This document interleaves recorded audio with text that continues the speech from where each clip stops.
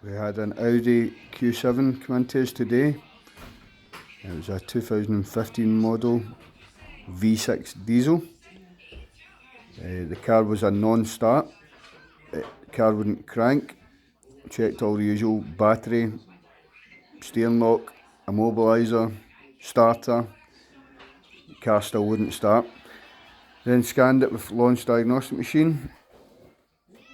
Found to be a fault code p0571, which was the brake light switch. Replaced the brake light switch. Car started. So if you've got any trouble with car not starting, have a wee look at that, guys. Thanks for watching.